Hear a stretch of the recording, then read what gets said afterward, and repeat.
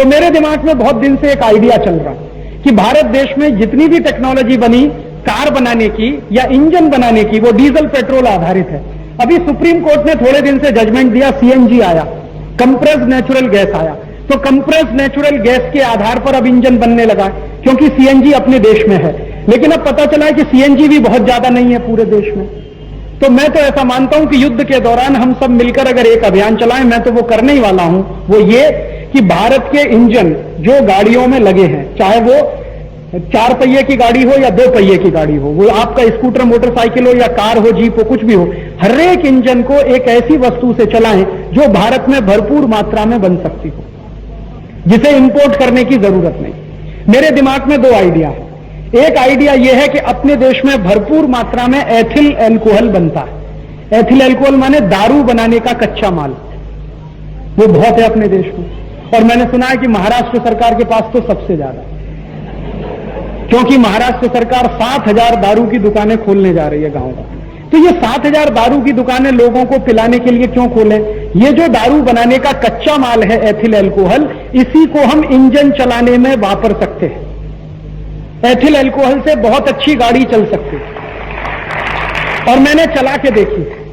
मेरे आईआईटी के कुछ मित्र जो रात दिन कुछ प्रोजेक्ट में काम करते रहते हैं ऑल्टरनेटिव टेक्नोलॉजी का, उन्होंने एक ऐसा इंजन डिजाइन किया है जो आपके एथिल एल्कोहल से बहुत अच्छे तरीके से चल सकता है। उसमें 60% एथिल एल्कोहल वापरते हैं, 40% पेट्रोल वापरते हैं। तो 40% पेट्रोल तो देश में पैदा ही होता है, तो वो अब ले लें, और बाकी एथिल एल्कोहल ले लें। और एथिल एल्कोहल का कंजम्पशन डीजल पेट्रोल की जगह अगर होने लगे तो दारू पीने वालों की शामत आ जाए, माने मिले ही नहीं दारू कहीं, तो दारू पीने वाले भी कम हो जाए। और एक और रास्ता मेरे पास है, मैंने एक और थोड़े क्षेत्र में काम शुरू किया है।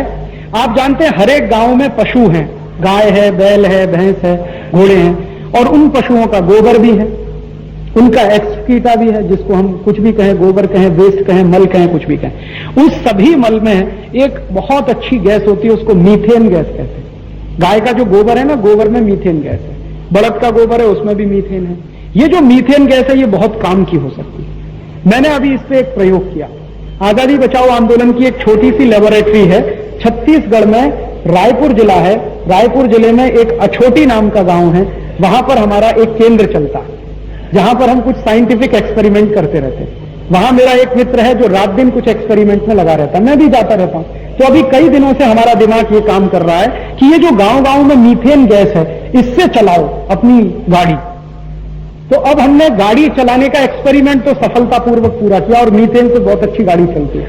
और हम वहां अछोटी गांव में अपने केंद्र की 4 पहिए की गाड़ी और 2 पहिए का स्कूटर दोनों मीथेन गैस से चलाते हैं।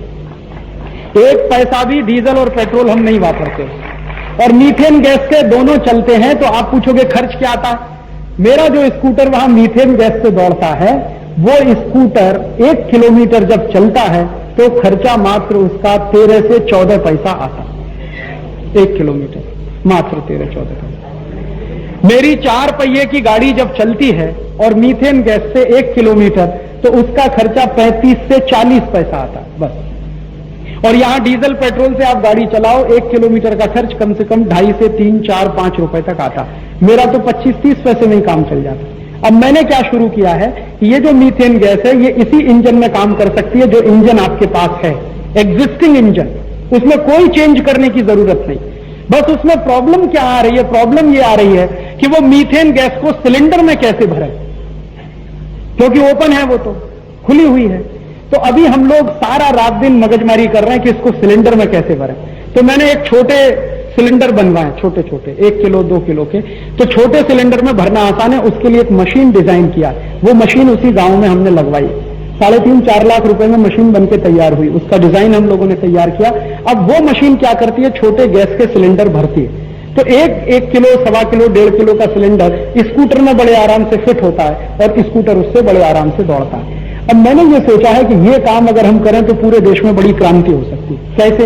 हर एक गांव में मीथेन गैस है, और इफरात में है, क्योंकि हर एक गाय में गाय, बैल, बकरी, घोड़े सब हैं, तो उनका वेस्ट भी है। वेस्ट है तो मीथेन गैस है, और वो वेस्ट तो बेकार ही पड़ा हुआ है। हम उसको ठीक से खड्डा खोद के डालें गोबर गैस के प्लांट लगा लें, उसमें से मीथेन गैस का प्रोडक्शन हो, वो मीथेन गैस को सिलेंडर में भर लें, सिलेंडर में भर के हमारी गाड़ी में लगा लें, गाड़ी उससे दौड़ना शुरू करे। तो कोई लोग कहते हैं कि राजीव भाई आप क्या मानते हैं, मैं उनको कहता हूं कि हमें अमेरिका से आगे जाना है, हमें ये इस्लामिक देशों से भी आगे जाना है। तो अगर उनसे आगे जाना है तो नया रास्ता बनाना होगा, उनके रास्ते पर चलकर आप उनसे आगे नहीं जा सकते। अगर आप उनको फॉलो कर रहे हैं तो उनके पीछे ही चलेंगे, अगर आप उनको बाईपास करेंगे तो आप उनसे आगे निकलेंगे। तो ये बाईपास कैसे करेंगे? अब तक हम उनको फॉलो कर रहे हैं डीजल पेट्रोल की टेक्नोलॉजी को ही अपने देश में इंपोर्ट करके, ये तो हमने फॉलो किया। अब इसको बाईपास कैसे करेंगे? डीजल पेट्रोल की टेक्नोलॉजी को हटाओ, मीथेन गैस की टेक्नोलॉजी को लाओ, तो बाईपास कर लेंगे। और हर एक गांव में मीथेन गैस है, तो मैं तो सपना देखता हूं कि हर एक गांव में एक मीथेन गैस का पंप हो जाए और उस पंप पे मीथेन गैस भरना शुरू हो जाए।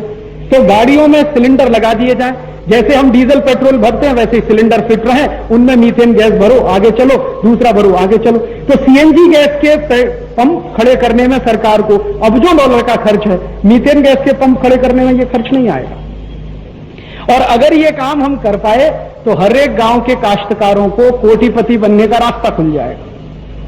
कैसे बनेगा काश्तकार कोटिपति? ऐसे ही तो बनेगा कि जो उसके पास कच्चा माल है उसको भाव दिलवा दो तो कोटिपति होगा। उसके पास गोबर सबसे ज्यादा मात्रा में है, क्योंकि 22 करोड़ पशु हैं उसके पास, मुफ्त का पड़ा हुआ है, कोई उसको पूछता नहीं है, उसी की कीमत लगा दो।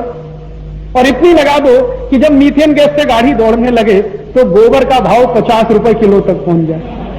लगा दो तो देखो, लगा दो तो देखो, हो सकता है इसमें से कोई नई चीजें भी निकल आए। मैंने तो एक एथिल अल्कोहल की बात कही, मैंने तो एक मीथेन की बात कही, हो सकता है और 50 चीजें इसमें से निकल आए, क्योंकि जब एक नई रिसर्च शुरू होती है इनोवेटिव, तो वो 50 रास्ते खोलती है दुनिया में। एक रिसर्च शुरू होती है, बहुत सारे रास्ते खुलते हैं, तो अपने लिए भी रास्ते उसमें से खुलेंगे।